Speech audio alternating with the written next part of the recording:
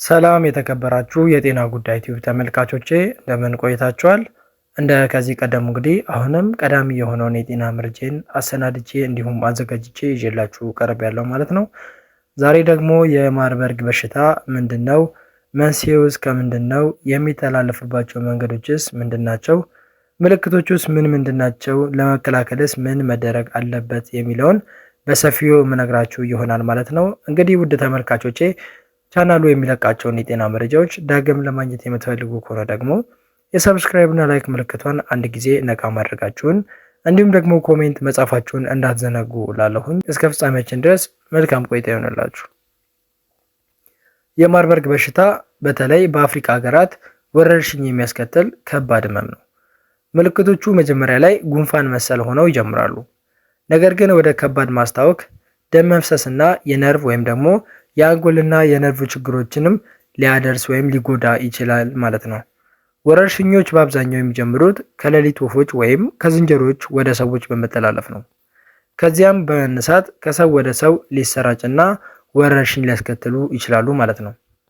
የማርበርግ ቫይረስ በሽታ ቀደም ሲል የማርበርግ ሄሞሬጂክ ትኩሳት ተብሎ ይታወቅ የነበረ ሲሆን በሰዎች ላይ የሚከሰት ከባድና ብዙ ጊዜ ለሞት የሚዳርግ ህመም ነው። የማርበርግ ቫይረስ ወደ ሰዎች የሚተላለፈው ከፍራፍሬ በላ ከሆኑ የሌሊት ወፎች ሲሆን በሰዎች መካከልም ከአንዱ ሰው ወደ ሌላ ሰው በመተላለፍም ይሰራጫል። ከዚያም በሰዎች ላይ ከባድ የቫይረስ ሄሞሬጂክ ትኩሳትን ያስከትልባቸዋል ማለት ነው። የመጀመሪያው የምልክቶች ምዕራፍ ከ5 እስከ 7 ቀናት የሚቆይ ሲሆን እነሱም የሚከተሉትን ያጠቃልላል።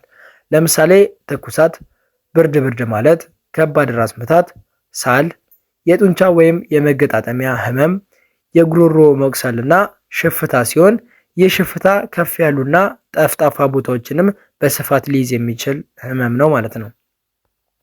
ከዛ ደግሞ ለአንድ ወይም ለሁለት ቀናት በትንሹ ሊሻላችሁ ይችላል። ከዚያ በኋላም ደግሞ በሁለተኛው ምዕራፍ ተጨማሪ ሌሎች ምልክቶችንም ይዞ ይከሰትባችኋል። ሁለተኛው የምልክቶች ምዕራፍም እንደዚሁ የሚከተሉትን ያካትታል። ለምሳሌ የሆድ ወይም የደረት ህመምን ይዞ ይመጣል። በሁለተኛው ምዕራፍ ላይ ማለት ነው።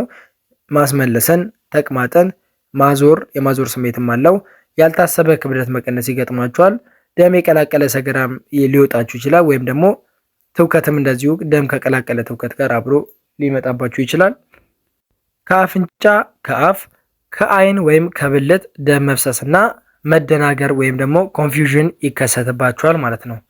እነዚህ ምልክቶች ከታዩባችሁ ደግሞ ወዲያውኑ የህክምና እርዳታ ማግኘት ይኖርባችኋል ማለት ነው። ሌላው ደግሞ የማርበርግ በሽታን የሚያስከትሉት ሁለት ቫይረሶች ናቸው። እነሱም ማርበርግ ቫይረስ እና ራቭን ቫይረስ ሲሆኑ ሁለቱም የማርበርግ ቫይረስ በሽታን ያስከትላሉ። እነዚህም የኢቦላ በሽታን ከሚያስከትለው ቫይረስ ጋር ዝምድና አላቸው ማለት ነው፣ ወይም ተመሳሳይነት አላቸው። ነገር ግን የማርበርግ ቫይረስ በሽታ የደም ስርን በመጉዳትና ከባድ የደም መፍሰስንም ሊያስከትል የሚችል የቫይረስ የደም መፍሰስ ትኩሳት ነው። የሚተላለፍበትን መንገዶች ስንመለከት ደግሞ የማርበርግ ቫይረስ የሚተላለፈው በቫይረሱ ከተያዙ ሰዎች ወይም እንስሳት የሰውነት ፈሳሾች ጋር ንክኪ በመፍጠር ምክንያት ነው ማለት ነው። የሰውነት ፈሳሾች ደግሞ የሚከተሉትን ያጠቃልላሉ። ለምሳሌ እንደ ደም፣ ሽንት፣ ሰገራ፣ ምራቅ፣ የእናት ጡት ወተት፣ የዘር ፈሳሽ፣ የሴት ብልት ፈሳሾችና እንዲሁም ደግሞ ቫይረሱ በበከላቸው እቃዎች፣ ገጽታዎች ወይም የህክምና መሳሪያዎች አማካኝነት ሊተላለፍባችሁ ይችላል ማለት ነው። እኚህ ከላይ የጠቀስናቸው ነገሮች በጠቅላላ ቫይረሱ በፍጥነት እንዲተላለፍ ከሚያደርጉ ነገሮች መካከል ወይም ማስተላለፊያዎች ውስጥ ወሳኞቹና ዋነኞቹ ናቸው ማለት ነው። ሌላው ደግሞ ለማርበርግ ቫይረስ በሽታ የመጋለጥ እድልን ከፍ የሚያደርጉ አንዳንድ ምክንያቶች ያሉ ሲሆን እነሱም ደግሞ የሚከተሉትን ያካትታሉ።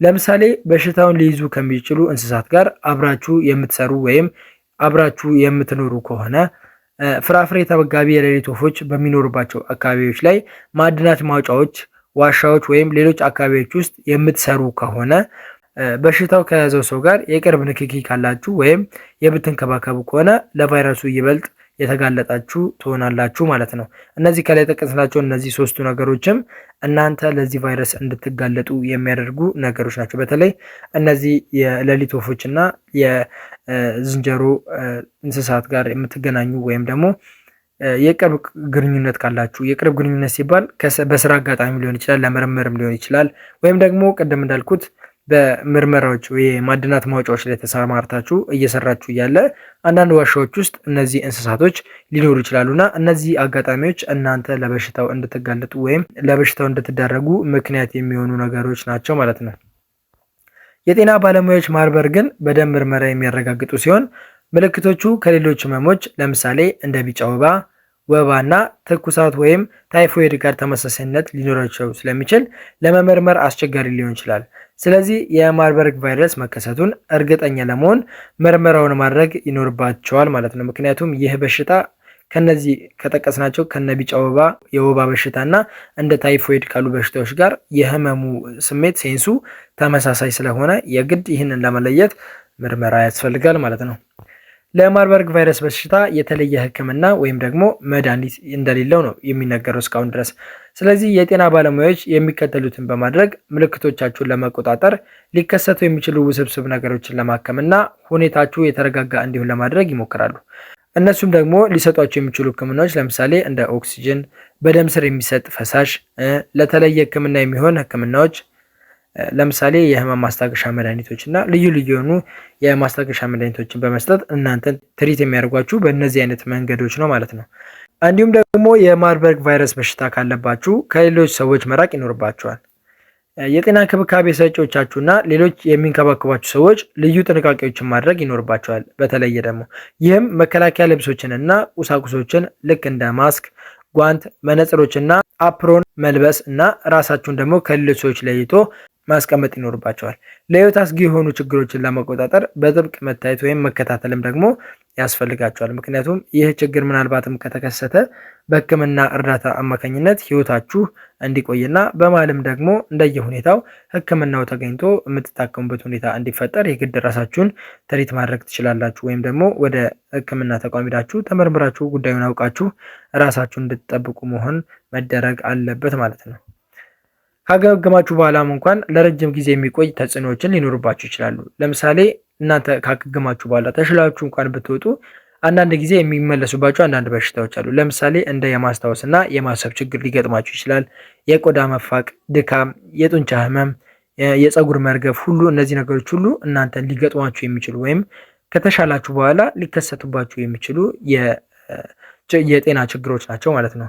ቫይረሱ ከዳኑም በኋላም ለረጅም ጊዜ በዘር ፈሳሽ ውስጥም እንደሚኖር ይገመታል።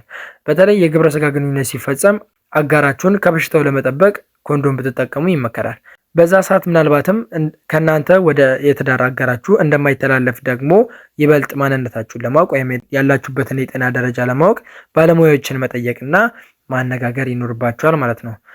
ማርበርግ በአብዛኛው ለሞት የሚዳርግ በሽታ ቢሆንም ሰዎች በህይወት የተረፉም አሉ። አማካኝ የሟቾች መጠን ሞርታሊቲ ሬት ማለት ነው ወደ 80% የሚገመት ነው። በወረርሽኝ ጊዜ በሟቾች መጠን ላይ ትልቅ ልዩነት አለ። ይህም ከ23% እስከ 90% ይደርሳል ልዩነቱ ማለት ነው የሟቾች ፐርሰንት። ምልክቶቹ እየጨመሩና እየከበዱ በመሄድ ቢጫነት፣ የጣፊያ መቆጣት፣ ከፍተኛ የሰውነት ክብደት መቀነስ፣ ቅዠት፣ ድንጋጤ፣ ከፍተኛ ደም መፍሰስ እና የበርካታ የአካል ክፍሎች መዛባት ሊከሰትባችሁ ይችላል። ስለዚህ አንድ ታካሚ የማርበርግ ሄሞሮጂክ ትኩሳት እንዳለበት ከጠረጠረ ወይም ከተረጋገጠ ከታካሚው ጋር ቀጥተኛ አካላዊ ንክኪን ለመከላከል የሚያስችል የመከላከያ ነርሲንግ ዘዴ ጥቅም ላይ መዋልም አለበት ማለት ነው። ስለዚህ ምናልባት እናንተ ሰዎችን ልታስታምሙ የተለያዩ ሰርቪሶችን ልትሰጡ ትችላላችሁ። ለዛ ሰው ምናልባት አይታወቅም፣ እንደዚሁ ባጭሩ እንዲቀጭ እየተመኘን፣ ነገር ግን ነገሩ ከብዶ ከባድ የሚሆንበት ደረጃ ላይ ከደረሰ ምናልባትም እናንተ አስታማሚ ልትሆኑ ትችላላችሁ። በዚህ አጋጣሚ እናንተ አልባሶቻችሁን መቀየር ይኖርባቸዋል። ራሳችሁን በጣም መጠበቅ፣ የተለያዩ ጭንብሎችን ማድረግ። እዚህ ጋር እንደገለጽኩት በምስሉ ላይ እንደምትመለከቱት አልባሳችሁ እንዳለ እናንተን ሊሸፍን የሚችልና ከዚህ ቫይረስ ሊከላከልላችሁ የሚችል አይነት መሆን ይኖርበታል ማለት ነው። ስለዚህ ራሳችሁን በተለያየ መንገድ ጠብቁ። አሁንም ያሉት ነገሮች እየከበዱ እየመጡ ስለሆነ ራሳችሁን እንድትጠብቁ ማሳሰብ እወዳለሁ ማለት ነው። እንግዲህ ውድ ተመልካቾቼ ከማርበርግ በሽታ ጋር በተገናኘ በሽታው ምን እንደሆነና በምን አይነት መንገድ መከላከል እንደምትችሉ አጠር ያለ መሰረታዊ መረጃ እንዳጋራችሁ ተስፋ አደርጋለሁ ማለት ነው። እናንተም ደግሞ ከዚህ ቪዲዮ ጥሩ ትምህርት እንደወሰዳችሁበት አምናለሁኝ። እንግዲህ እናንተም ከተማራችሁበት እንዲሁም ደግሞ ቁም ነገር ካገኛችሁበት በቅንነት ለወዳጃችሁ ሼር አድርጉ። በተጨማሪም ሌሎች ጠቃሚ የሆኑ የጤና መረጃዎች እንዲደርሷችሁ ደግሞ ሰብስክራይብ፣ ላይክ እንዲሁም ኮሜንት መጻፋችሁን እንዳትዘነጉላለሁኝ። ቀጣይ ደግሞ በሌላ የጤና ርዕሰ ጉዳይ የምንገናኝ ይሆናል ማለት ነው። መልካም ጊዜ ይሆንላችሁ።